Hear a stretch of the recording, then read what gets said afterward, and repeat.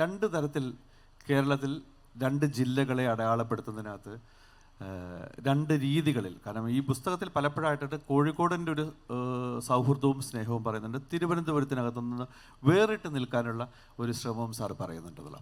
ഇതെനിക്ക് ഒരു അത്ഭുതമുണ്ടൊക്കെ. ഞാൻ തിരുവനന്തപുരത്ത് വന്നിട്ട് ഏകദേശം ഒരു 30 വർഷത്തിൽ കൂടുതലായിട്ടുണ്ട്. ഈ 30 വർഷം കൊണ്ട് ഞാൻ പഠിച്ച ചില പാഠങ്ങളിലെ ചില കാര്യങ്ങൾ, ഞാൻ കോഴിക്കോട് സ്വദേശിയാണ്, അതുകൊണ്ട് കൂടിയാണ് ഞാനിത് പറഞ്ഞത്. അപ്പം എൻ്റെ അച്ഛൻ്റെ കണ്ണൂരാണ്, കോഴിക്കോടാണ് അമ്മയുടെ വീട്. അപ്പോൾ ഈ കോഴിക്കോടും കണ്ണൂരും ജീവിച്ചു വന്ന ഒരാളെന്ന രീതിയിൽ ഞാൻ തിരിച്ച് തിരുവനന്തപുരത്ത് എത്തിയിട്ട് 30 വർഷത്തിലേറെയായിട്ട് നിൽക്കുമ്പോൾ ഈ രണ്ട് ജില്ലകളെ രണ്ട് രീതിയിൽ കാണുന്ന ഒരു ജയകുമാർ സാറിനെ ഞാൻ കണ്ടു. എന്തുകൊണ്ട് ജയകുമാർ സാർ ഇങ്ങനൊരു കാഴ്ചപ്പാടുകൾ കാണുന്നു എന്നുള്ള? ആദ്യമേ പറയട്ടെ, തിരുവനന്തപുരത്തിന് പ്രത്യേകിച്ചൊരു ദോഷവുമില്ല. ഞാൻ ദോഷമുണ്ടെന്നല്ല ഞാൻ പറഞ്ഞത്, കോഴിക്കോടിന് ഇത്തിരി നന്മ കൂടുതലുണ്ടെന്നേ ഉള്ളൂ.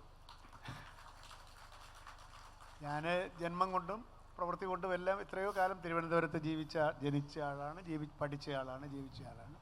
എനിക്ക് തിരുവനന്തപുരത്തിനെ പറ്റി ഒരു പരാതിയുമില്ല. പക്ഷെ കോഴിക്കോട് ആദ്യമായിട്ട് ജീവിക്കാൻ ചെന്നപ്പോൾ, അത് 1980 ഞാൻ വളരെ ചെറുപ്പക്കാരനായ ഒരു സബ് കളക്ടറായിട്ട് അവിടെ ആദ്യം ചാർജ് എടുക്കാൻ ചെല്ലുമ്പോൾ 80 തൊട്ട് 82 വരെ, പിന്നെ 86 തൊട്ട് 89 വരെ മറ്റോ കളക്ടറായിട്ട്, അങ്ങനെ ഒരു ഏതാണ്ട് 5 വർഷത്തോളം, 4-5 വർഷം 2 പ്രാവശ്യമായിട്ട് കോഴിക്കോട് ജീവിച്ചപ്പോൾ അതൊരു വ്യത്യസ്തമായ ജീവിത അനുഭവം എനിക്ക് തന്നു എന്നുള്ളതാണ്. ആ അനുഭവത്തിൻ്റെ ചേരുവകൾ പലതുണ്ട്, അതൊന്നും നമുക്ക് അപഗ്രഥിക്കാൻ സമയമില്ല.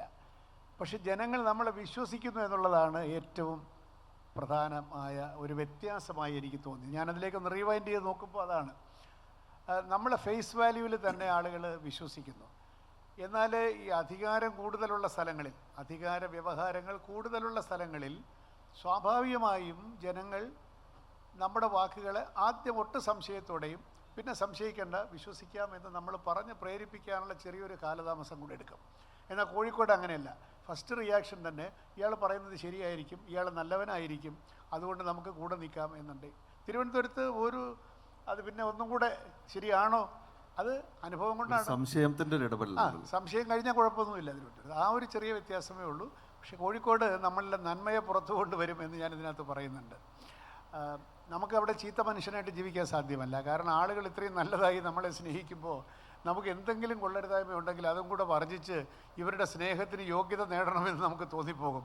അതാണ് കോഴിക്കോടിൻ്റെ ഒരു വലിയ മഹത്വമായിട്ട് എനിക്ക് തോന്നുന്നത്. ഞാനിതിനകത്ത് വേറൊരു കാര്യം, അത് ഏറ്റവും രസം തോന്നിയ കാര്യം വെച്ച് കഴിഞ്ഞാൽ, സാറ് തന്നെ എഴുതിയത് കൊണ്ടാണ് ഞാനീ പറഞ്ഞത്. ഈ പുസ്തകത്തിനകത്ത് സാറ് പറഞ്ഞു പാട്ട് എഴുതുന്ന കോടമ്പാകത്ത് ഉള്ള ജീവിതത്തെക്കുറിച്ച് പറഞ്ഞു.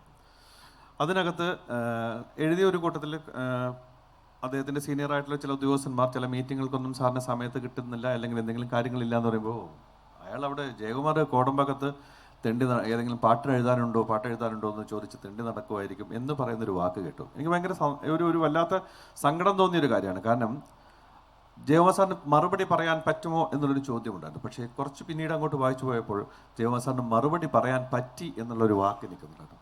അത് വേറൊന്നും കൊണ്ടുമല്ല, കോടമ്പാക്കം എൻ്റെ അന്നം തന്ന, എന്നെ വളർത്തിയ ഒരു നാടാണ്. ആ നാടിനോട് എനിക്കെൻ്റെ ഏറ്റവും അടുപ്പമുണ്ട്. അതുതന്നെയാണ് എൻ്റെ വളർച്ചയ്ക്ക് കാരണമാകുന്നത്. കാരണം എം കൃഷ്ണൻ നായർ എന്ന് പറയുന്ന സംവിധായകൻ്റെ മകൻ എന്ന ഒരു ലേബൽ കൂടി ഉണ്ടല്ലോ.